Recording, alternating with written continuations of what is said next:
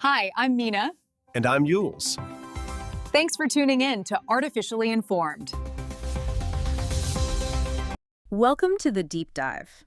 We're the show that takes that absolute torrent of global information, all the articles, the research, the diplomatic chatter, and we pull out the critical knowledge you need to stay ahead. And today, we are really diving into a stunning convergence of events.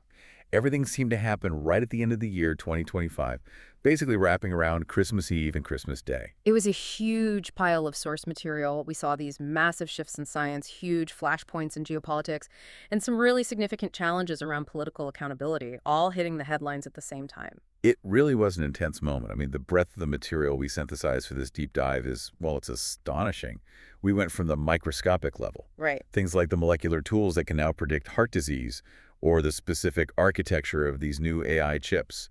And then we zoomed all the way out to the macro level. To simmering border disputes suddenly being called core interests. Exactly. And the fundamental reshaping of global military alliances.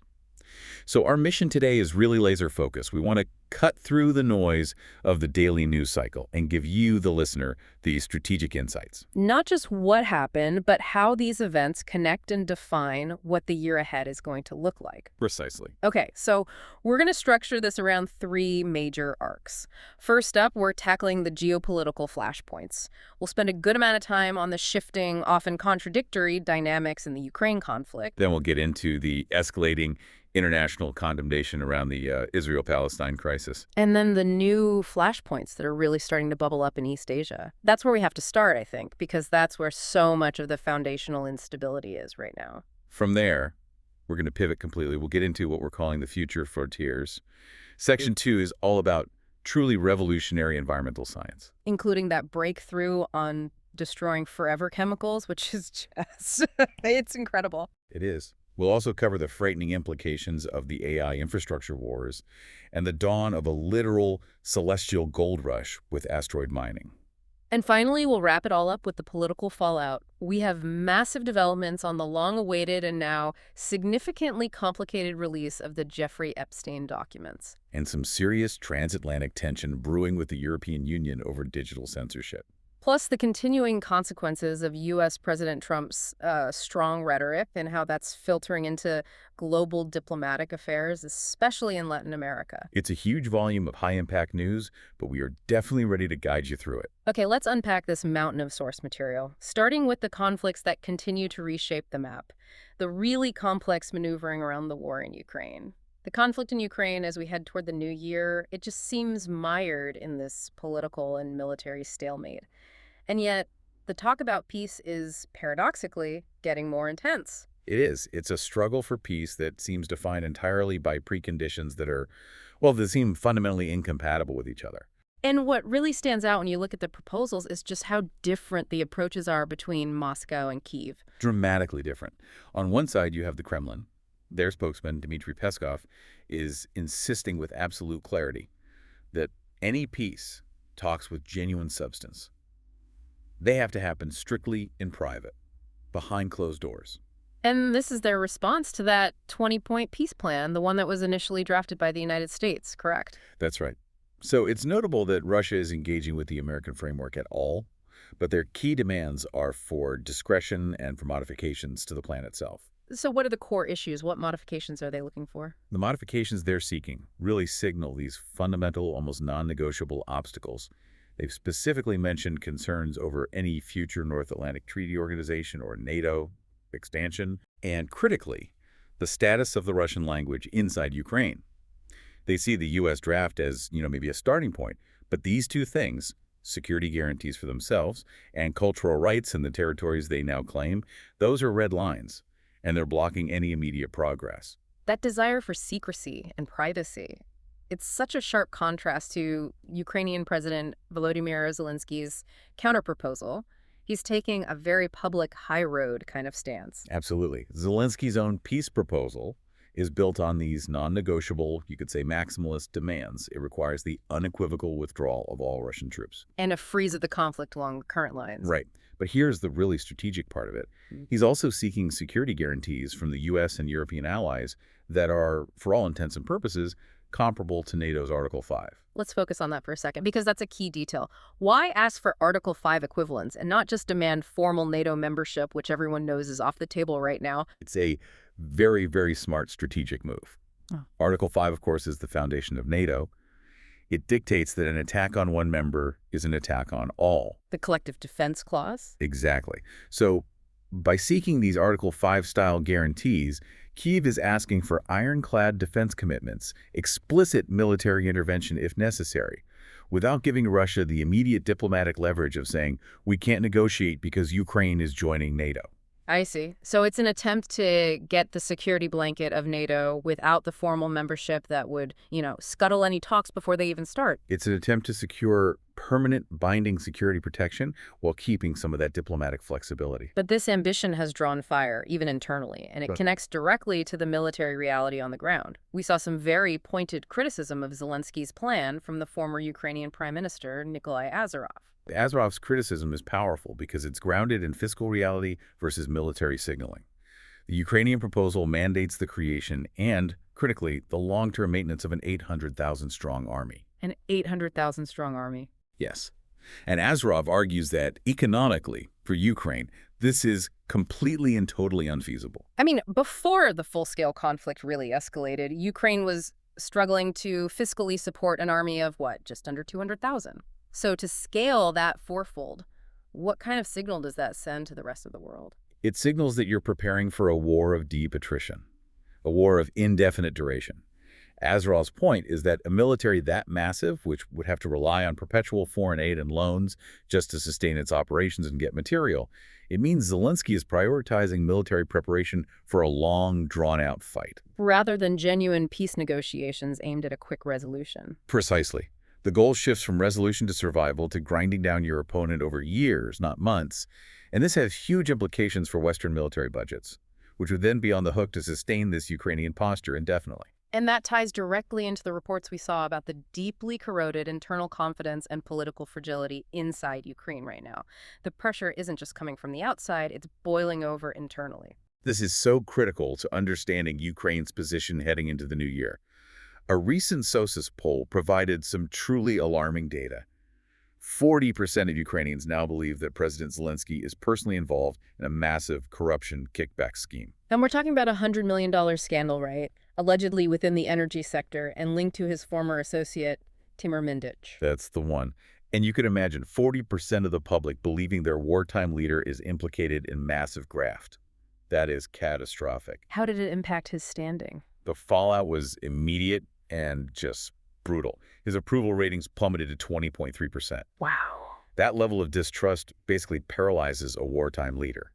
He depends entirely on national unity, on domestic morale, and on international credibility to keep the aid flowing. Of course. When the public and, more importantly, international donors start asking where the money is going, the entire war effort is put in jeopardy. And this skepticism filters right down into the democratic process itself, especially the debate over whether or not to hold elections while under martial law. Right, because another poll, this one by Delovaya Stolitsa and New Image Group, showed this deep, widespread public doubt about the whole electoral process. It did. 44% of respondents had a negative view about holding wartime elections, and they specifically cited grave concerns over electoral fraud. They were worried about manipulated results or just the simple inability of the huge displaced population to even participate. And only, 27% thought that elections could meet international norms anytime soon? Just 27%. Yeah. A small minority. It raises this chilling question. Can a democracy maintain its integrity, and can its leadership maintain legitimacy when it's under the dual pressures of martial law and this pervasive public distrust in the system itself? It's the ultimate test of resilience, isn't it? And it's compounded by these reports of brutal recruitment practices. The sources we saw detailed eligible men evading service through bribery or just going into hiding. And there are alleged videos, which of course Kyiv denies, that appear to show recruits being forcibly removed from their vehicles. There are even accounts of family members trying to intervene to rescue detained male relatives. This isn't just about manpower shortages anymore. It's about the erosion of the social contract. When the state has to resort to forced removal, it generates immense fear and frustration among citizens who are already enduring the daily tragedy of war. These internal pressure points, they undermine morale and domestic stability far more effectively than some military actions on the front line. Speaking of military actions, the hostility continues unabated, often far away from the main front. We saw allegations of a Ukrainian drone attack, sparking a pretty substantial fire in 2 oil storage tanks at the Temruk port in southern Russia. That kind of infrastructure targeting demonstrates that Ukraine still has a potent deep strike capability. And the reverse is also true for Russia's internal security efforts. Right, Russia's Federal Security Service, the FSB, they claimed they intercepted and killed a Ukrainian terrorist who was allegedly retrieving components for an improvised explosive device near Moscow. Which just confirms that this kinetic activity, these security threats, are bleeding deep into domestic territory on both sides. The entire region is starting to feel like a front line. And we also saw that regional escalation involving NATO's eastern flank. Polish jets had to scramble again to intercept a Russian reconnaissance aircraft near their airspace. And that was the second time that week they had to launch an intercept mission. This constant low-level military sparring is a persistent reminder to all the NATO allies of the immediate security risk that this conflict poses. Before we move on, we have to touch on the really emotional political messaging that came out over the holiday period. President Zelensky's Christmas Eve address was intensely personal. It was a very poignant moment for sure. He expressed an implicit wish of demise towards Russian President Vladimir Putin. He urged Ukrainians to pray for peace, but then stated that they all share one dream: may he perish. It's just such a raw, explicit reflection of the profound emotional strain and the personal animosity that defines this conflict now. It's so much more than just a geopolitical struggle. It really is. Okay, let's move our focus southwest. The tensions around the Israel-Palestine crisis remain just as charged, especially around the settlements and the absolutely dire humanitarian situation in both Gaza and the West Bank. The international backlash to Israel's latest settlement decision was exceptionally strong. We saw a coalition of 14 nations, and we're talking significant global players here. The UK, Canada, Germany, France, Japan. All of them. They issued this fierce, unified joint statement condemning the approval of 19 new settlements in the occupied West Bank. And that coalition is so critically important because these are key strategic allies of Israel. What was the core message of their condemnation? They characterized the expansion as a blatant violation of international law, and perhaps more importantly, a significant, maybe even fatal threat to the viability of a two-state solution. It's a clear signal that the international community is really running out of patience with these unilateral actions that undermine any future peace prospects. And yet the internal Israeli government response, specifically from Finance Minister Bezalel Smotrich, suggested they're fully aware of this impact and, well, maybe even desire it. Smotrich's defense of the expansion was incredibly blunt. He publicly and explicitly stated that it was a measure against the establishment of a Palestinian state. So it's not even being framed as a security measure anymore. No, this is crucial. It moves the settlement activity from a defensive posture to a proactive political step.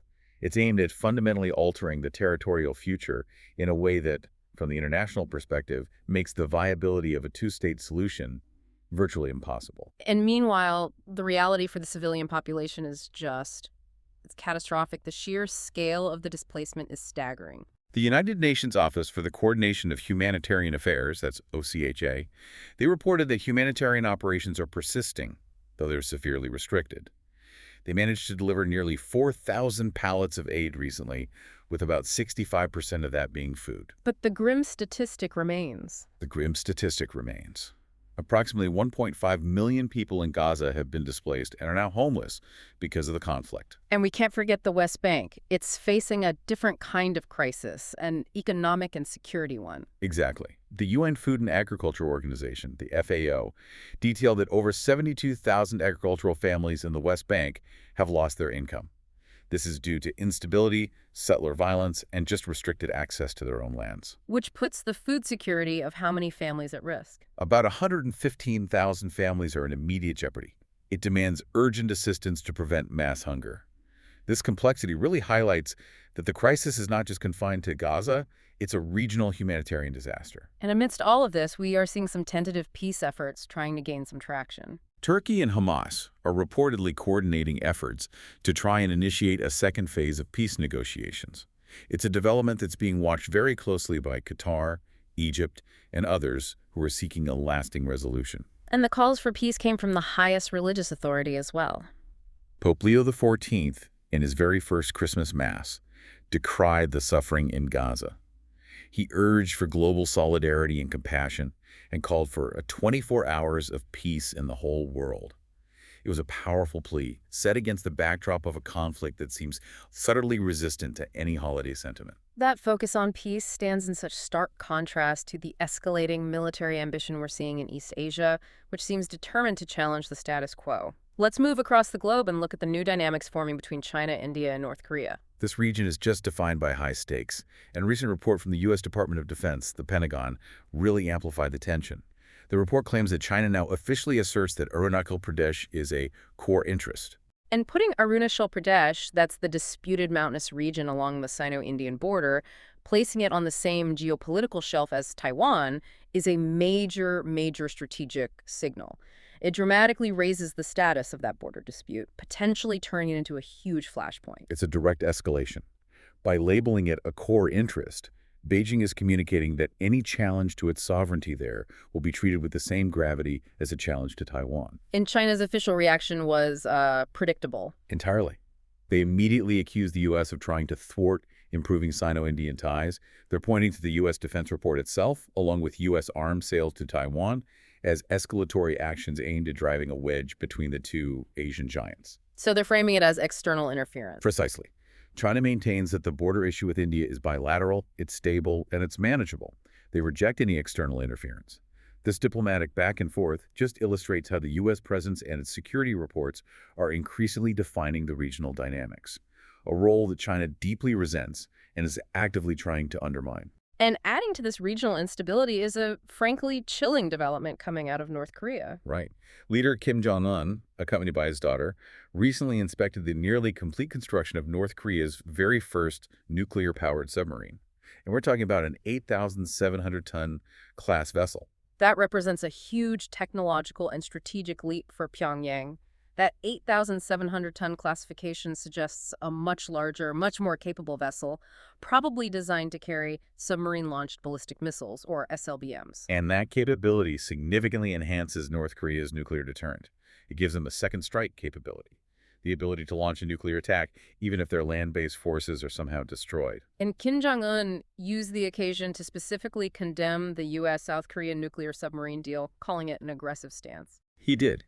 He emphasized the urgent need to expand North Korea's nuclear deterrent capability indefinitely. Right. He's rejecting any prospect of denuclearization.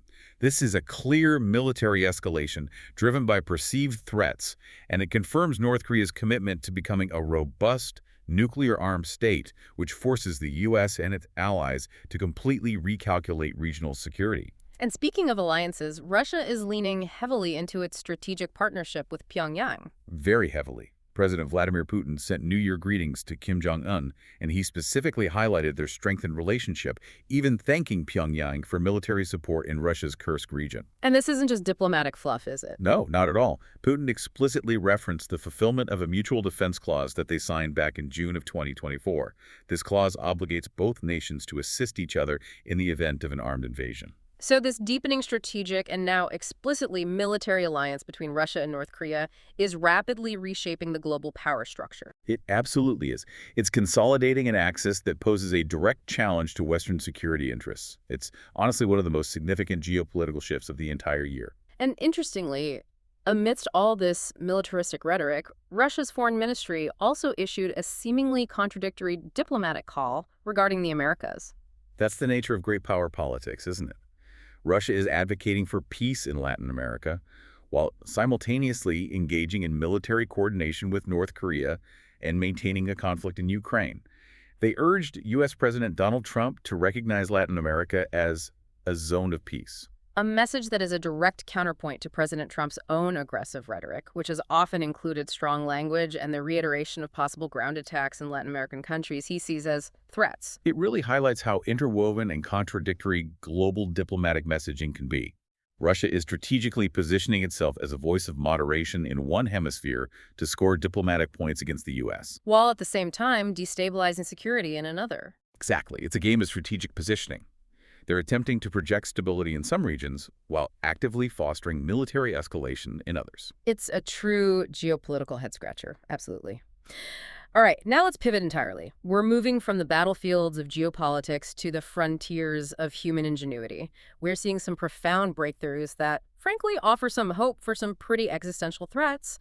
And for me, the biggest story here is in environmental science and a potential solution to a crisis that has haunted us for nearly a century. Per and polyfluoroalkyl substances. You're talking about PFAS, the forever chemicals. And this is an urgent global public health crisis.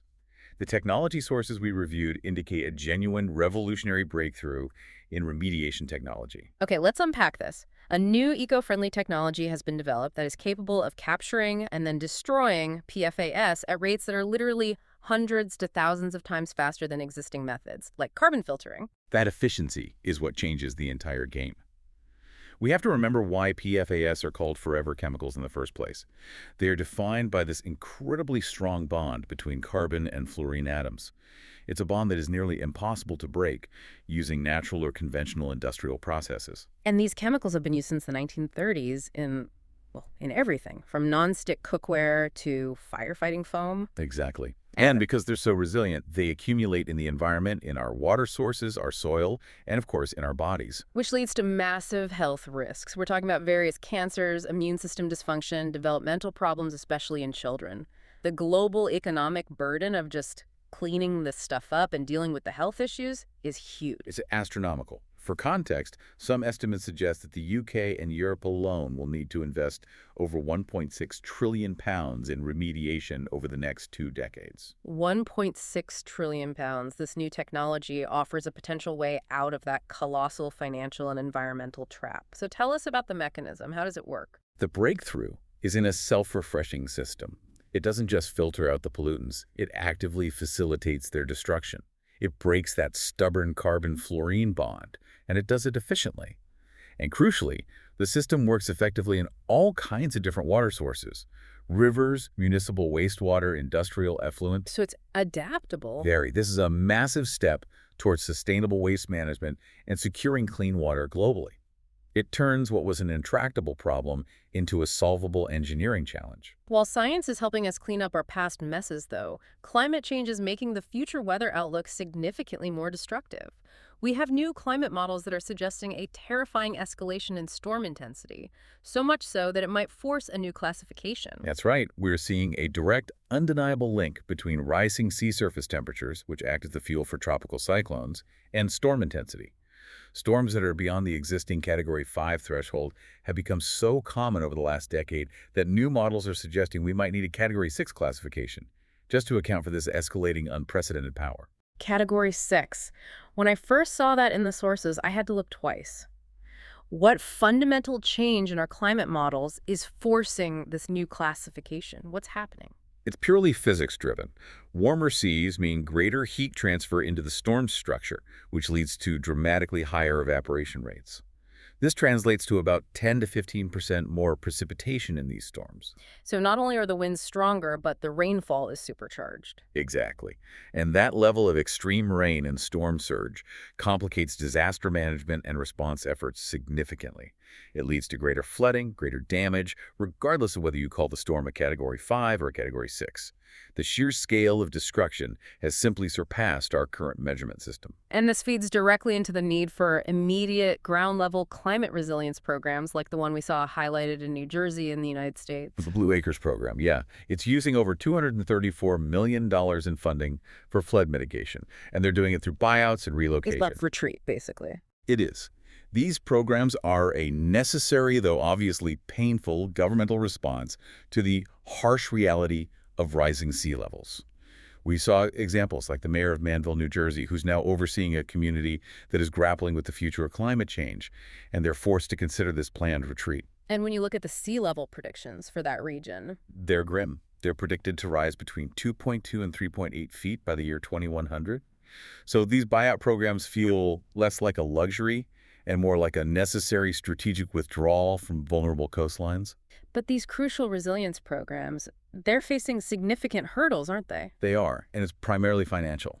The challenge is immense, particularly as federal policy changes. We're talking specifically about cuts to funding from the Federal Emergency Management Agency, or FEMA. Those cuts undermine the financial viability of these efforts. And it highlights that tension between necessary economic development and immediate environmental protection. It's a balance. The United Nations Industrial Development Organization, or UNIDO, is trying to address on a global scale.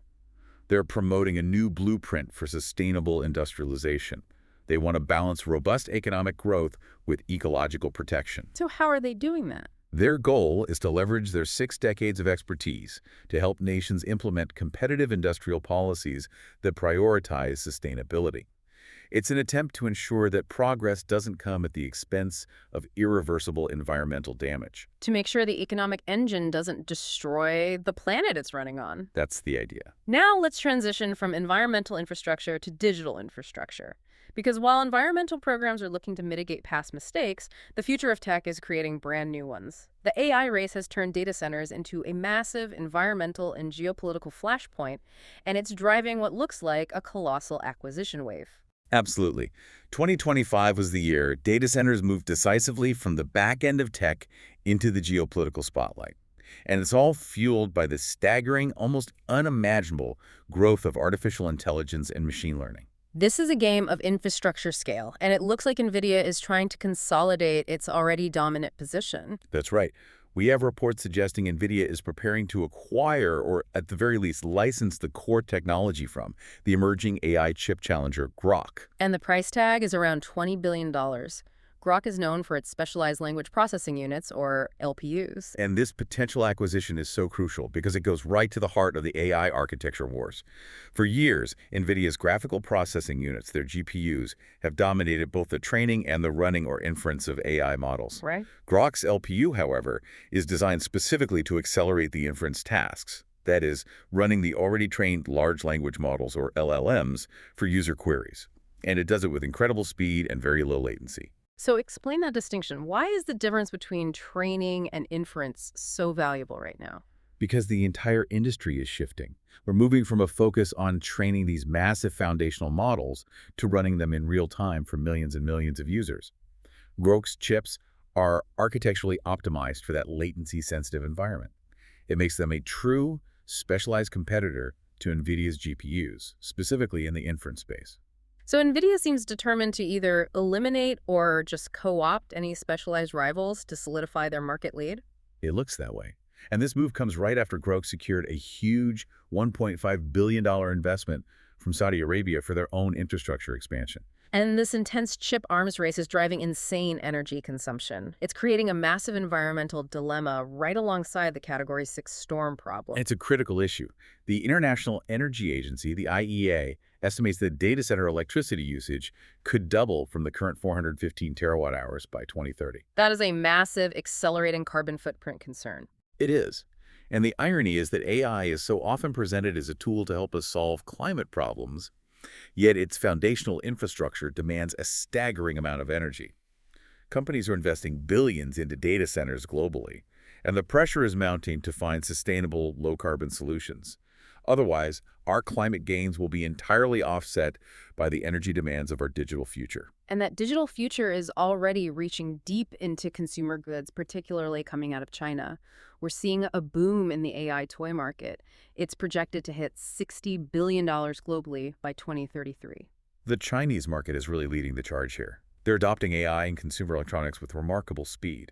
Huawei, for example, sold over 10,000 units of its new interactive AI toy, the Smart Hanon, in just the first week. And these toys use sophisticated motion and voice recognition to offer not just entertainment, but actual companionship, emotional support. It's a fascinating, if maybe slightly unsettling, development in the application of sophisticated AI. It's focusing on emotional uses rather than purely functional ones. And in the automotive sector, we're seeing major foreign players making sure they aren't left behind in China's rapidly evolving tech landscape. Absolutely. Mercedes-Benz just acquired a 3% stake in Chongqing Canli Technology for about $191 million. And this move is explicitly designed to enhance autonomous driving technology integration in their vehicles that are operating within the Chinese market. It underscores how critical localized AI development is for these global auto manufacturers. They have to do it. They have to integrate the best domestic technology to stay competitive in China, which is not only the world's largest car market, but often the fastest adopter of new vehicle technologies. Before we wrap up the tech space, we have to look up, way up, because the celestial gold rush is actually starting. Asteroid mining is shifting from science fiction to a genuine business reality. It really is. We've moved past theoretical white papers now. Japan's Hayabusa missions successfully returning samples from asteroids has fundamentally changed the conversation. And the focus right now is less on retrieving massive chunks of gold, though that value is there, and more on volatile resources. Things like water, oxygen, and hydrogen that can be processed in space. Right. And why are those volatiles more valuable than gold, at least initially? For in situ resource utilization, right? ISRU. Exactly. If we want a long-term human presence in space colonies on the Moon or Mars, we simply cannot lift all of our water and propellant from Earth. It's too expensive. Mining asteroids for water to turn into rocket fuel or breathable air becomes the linchpin for sustainability. And we heard about Astroforge's Uden mission, which is set to survey a metallic asteroid. That's a prospecting mission. It's the first step in unlocking the immense economic incentive that's associated with these celestial bodies. But the logistical and regulatory hurdles must be, well, astronomical, pardon the pun. They are massive. Who owns the rights to these materials? How do you ensure safety and avoid conflict in space? How do you even mine in microgravity? These are fundamental questions that governments and regulatory bodies have yet to define. The sources suggest we are entering a truly wild regulatory frontier, where policy is lagging far, far behind the technological capability. And speaking of celestial phenomena and history, a classic Christmas question got a scientific update. The Star of Bethlehem. Colin Nichols' theory, which was detailed in his research, offers a really compelling scientific explanation for the biblical account, rather than the traditional ideas like a supernova or a rare planetary conjunction. He posits that a comet, observed around 6 BC, fits the timeline precisely. It does. And what makes a comet fit the description better than the traditional theories is its unique trajectory.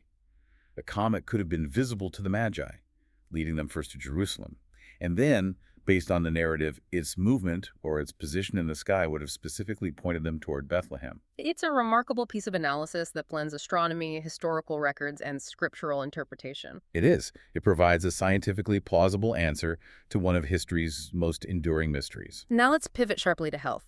We have two very different but equally significant updates on diagnostics and safety. First, a major breakthrough in personalized heart health. Yes. A new blood test that uses sophisticated artificial intelligence and molecular tools can now predict a high risk for hypertrophic cardiomyopathy, or HCM. And this is a crucial diagnostic leap. For those of us who aren't familiar with the terminology, what exactly is hypertrophic cardiomyopathy? HCM is a common inherited heart condition where the heart muscle abnormally thickens. This thickening makes it much harder for the heart to pump blood effectively, which leads to significant complications. And tragically, it's a leading cause of sudden cardiac arrests, especially in young athletes. So the ability to predict a high risk through a simple blood sample that enables crucial early intervention. Life-saving intervention. Medication, lifestyle changes, even surgical procedures. It's a major advance in personalized preventative medicine. That's vital life-saving knowledge. And then we have the bizarre cautionary tale stemming from a mouse study that makes you rethink your most basic hygiene habits. This is one of those headlines that is genuinely unsettling. A study conducted on mice suggests a surprising early link between frequent nose picking and the accumulation of harmful proteins in the brain that are associated with Alzheimer's disease. So you're saying this seemingly innocent, if slightly uncouth habit might actually have neurological consequences down the line? That's the hypothesis. Yeah. Researchers are looking at how introducing pathogens, or even just disrupting the natural barrier via the nasal passage, might facilitate the accumulation of specific proteins linked to neurological decline. Wow. Now, we need far more research to confirm if this translates directly and significantly to humans. But it serves as a fascinating, if gross, reminder that even the most trivial daily habits might have unforeseen neurological implications. Duly noted. I'll be sure to stock up on tissues. Finally, in health, we have a major reevaluation of a widely used painkiller, Tramadol. This meta-analysis of 19 clinical trials is critical. Tramadol is commonly prescribed, and it's often perceived by clinicians and patients as a safer opioid alternative, especially in regions where other opioids are tightly controlled. But this research suggests a major shift in its perceived risk-benefit profile. A huge shift. Regarding its efficacy, the study found that Tramadol offers only modest pain relief. In fact, it actually falls below the threshold that's considered clinically meaningful for many patients. It suggests it's often ineffective for severe or chronic pain. But the downside is what really matters here. Precisely. The meta-analysis found a clear, statistically significant correlation between tramadol use and an increased risk of severe adverse cardiovascular events. We're talking heart failure, chest pain. So given the modest pain relief and the serious, potentially fatal cardiovascular side effects, Experts are urging a fundamental reconsideration of its widespread use, especially for chronic pain. They're pushing for safer, proven alternative treatments. It's a serious warning for prescribers globally. okay, we shift now to a realm where political pressure, institutional resistance, and the quest for accountability are really dominating the headlines. And we have to start with the Jeffrey Epstein investigation, which just had a massive new layer of complexity dumped right on it by the U.S. Department of Justice. The U.S. Department of Justice, or DOJ, they announced the discovery of over 1 million new documents, potentially related to the Epstein case. 1 million new documents. Yes, we're talking emails, flight logs, communications, and other highly sensitive materials that span his decades-long exploitation. That volume alone is just a staggering indictment of the institutional failure to track or release this information sooner. And the immediate impact is that the public release is delayed by several weeks. The official reason for the delay is, a necessary one. The DOJ says it needs time to meticulously redact sensitive information about the victims to protect their privacy and safety. And that's a process complicated by the sheer volume of data. But this delay has sparked intense bipartisan criticism from U.S. senators. They're furious. They are. They're demanding immediate transparency and asserting that the DOJ has broken the law by missing congressional deadlines that were established under the Epstein Files Transparency Act. It really highlights the political intensity around this case. Congress and the public are refusing to let this information stay buried. And the scale of this newly discovered material suggests a profound, systemic lack of accountability that span multiple decades and institutions. It does. And the focus on accountability has immediately put Ghislaine Maxwell right back under the spotlight. She's currently serving a 20-year sentence, but has been actively appealing for immediate release, claiming she's innocent. But the public release of grand jury transcripts has really intensified the scrutiny on her, effectively undermining her appeal. Completely. The documents detail her pivotal, instrumental role facilitated over decades in Epstein's exploitation of vulnerable girls and young women. These transcripts provide harrowing, direct victim testimonies which directly contradict her claim of innocence and just underscore the seriousness and breadth of the charges that led to her conviction. And for the senators pushing for transparency, these documents reinforce the justice of her sentence. And they demonstrate exactly what the DOJ was hiding or failing to find for so long. The echoes of that scandal are pervasive, and they lead right into the highly polarized political climate here in the United States, particularly around President Donald Trump. Even cultural institutions are becoming political flashpoints. The controversy over renaming the Kennedy Center in Washington, D.C. is a perfect example of this cultural war polarization spilling into unexpected domains. A Christmas Eve jazz concert was actually canceled following the controversial and deeply divisive decision to add President Trump's name to the venerated institution. The Kennedy Center is supposed to be a symbol of bipartisan cultural respect. Why did adding the name of a sitting president, especially during the holiday season, cause such an immediate disruption? It caused immediate outrage because for many, the action symbolized a forced political takeover of a cultural institution. And it wasn't just a political skirmish. A Democratic lawmaker immediately filed a lawsuit. And a Maryland congresswoman introduced bills aimed at reversing the name change. Right. It's a remarkable illustration of how deeply drawn the lines are now when you mix high-profile, polarizing political figures with institutions that are traditionally viewed as being on neutral ground. And this political friction is extending across the Atlantic. It's creating a serious rift in transatlantic diplomacy over digital regulation and free speech. We're talking about the U.S. imposing visa bans on 5 European officials. The core accusation was that these officials were allegedly pressuring U.S. technology firms to censor American viewpoints, particularly those deemed conservative or right-wing. And the EU's reaction to this was swift. The language they used was exceptionally strong for traditional allies. Extremely strong. Officials, including French President Emmanuel Macron, immediately condemned the actions as unjustified censorship, intimidation, and a witch hunt orchestrated by the U.S. administration. This signals a fundamental, serious disagreement over digital regulation, free speech, and national sovereignty. specifically who controls the online narrative. It's a major policy disagreement that is rapidly escalating into a diplomatic rupture. It's risking the stability of transatlantic relations. The source has cited the U.S. national security strategy as having already warned the European Union of potential civilizational erasure due to what it perceives as the suppression of political opposition and free speech across the continent. It's a major clash over values and digital control. The U.S. believes the EU is using things like its Digital Services Act to silence political opponents. And the EU views the U.S. action as an unwarranted intrusion into their sovereign right to regulate technology within their own borders. Moving back to President Trump's domestic messaging, his approach to opponents during the holiday season was, well, it was entirely on brand. He continued his pattern of mixing holiday cheer with explicit political hostility. Indeed. On Christmas, he delivered pointed wishes to his political opponents, describing them on his platform, Truth Social, as radical left scum. This continuation of personalized, hostile political messaging during a season traditionally reserved for unity just reinforces the intense polarization gripping the country. He also reiterated some highly controversial plans regarding his border policy. He repeated his intention to detain large numbers of migrants in industrial warehouses across the U.S. to enhance border security. This is a highly controversial proposal.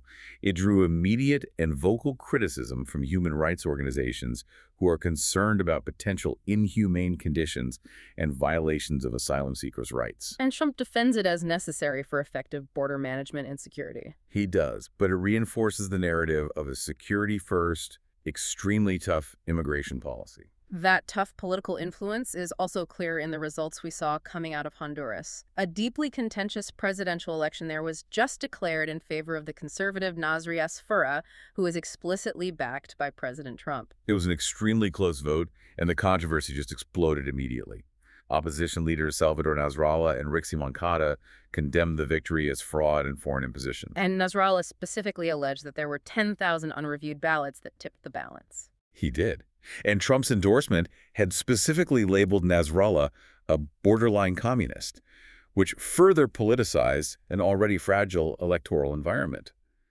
The subsequent congratulations from U.S. Secretary of State Marco Rubio to Asfura emphasized an anticipated partnership, making the U.S. role in the outcome highly visible and contentious, especially for those alleging foreign interference.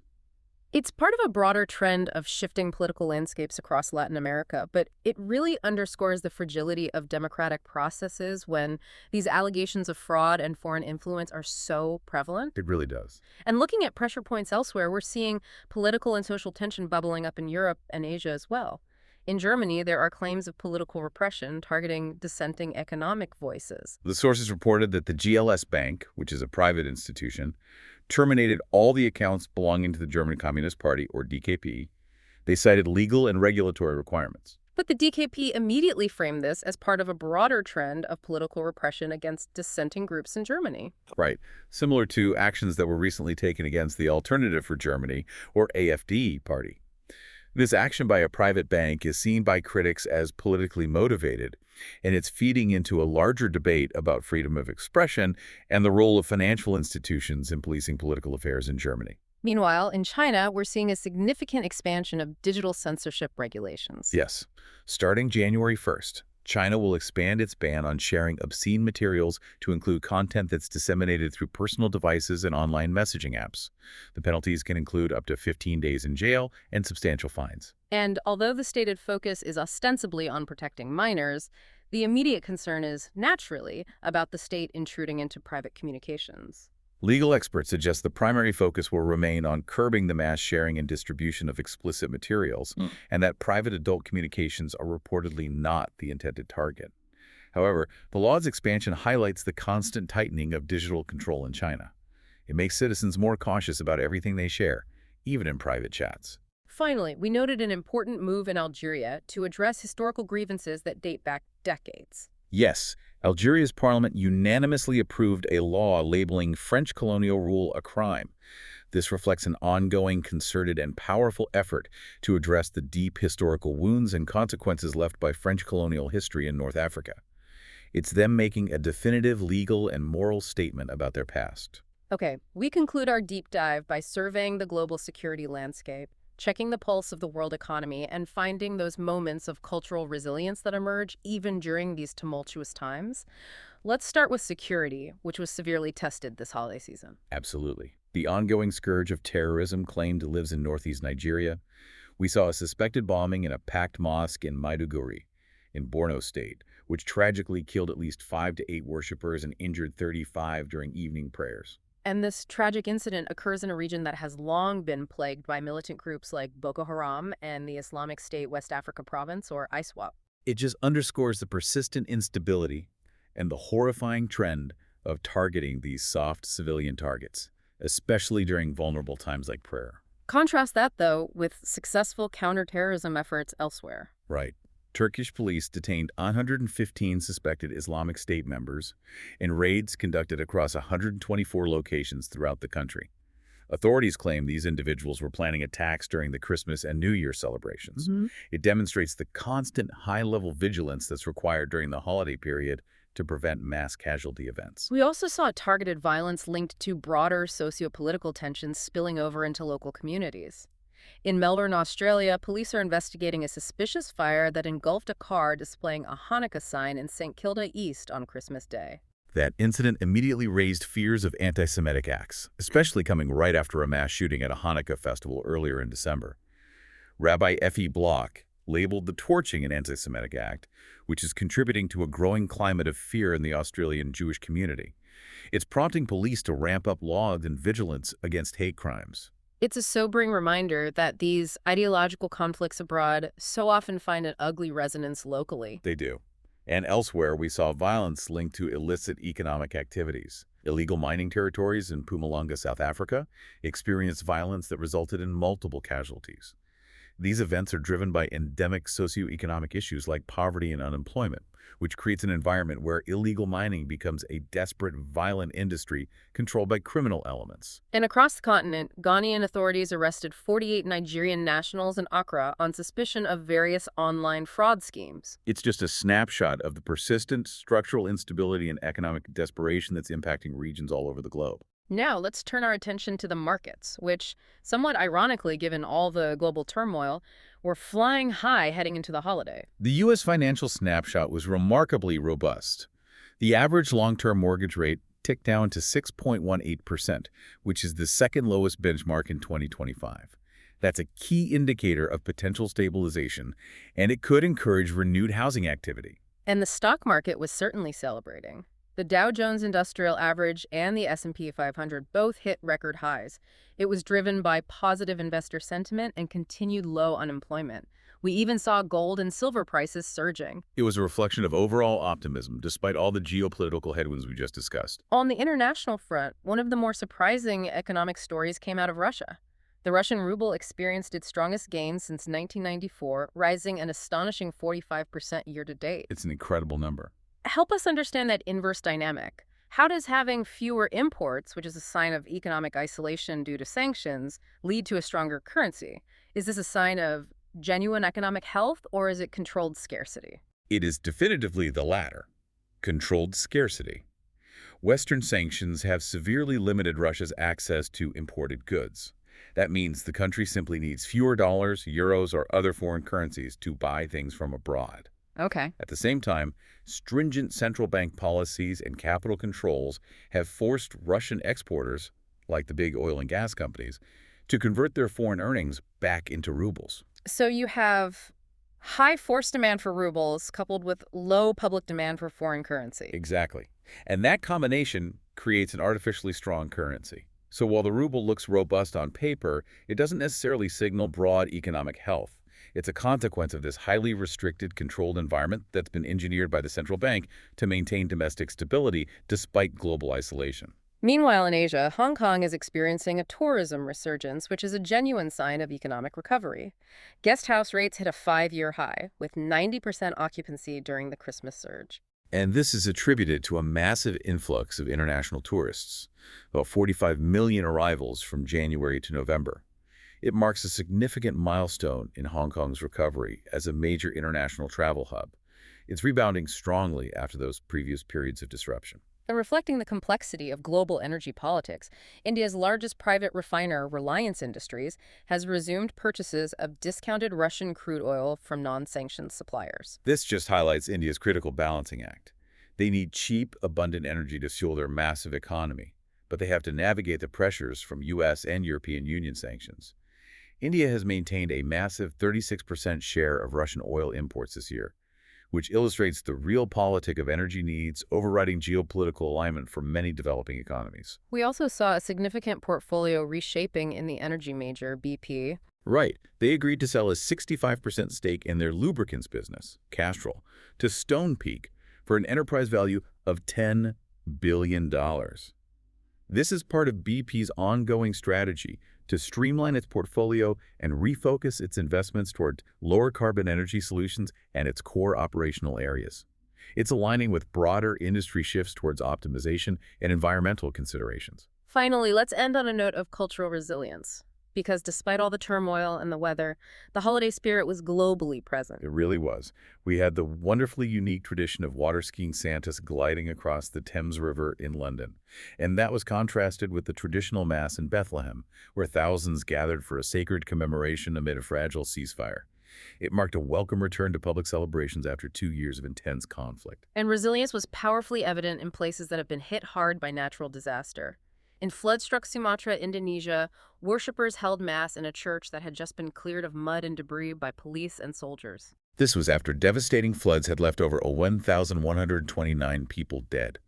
It symbolizes a community finding immense strength and hope amidst just profound loss.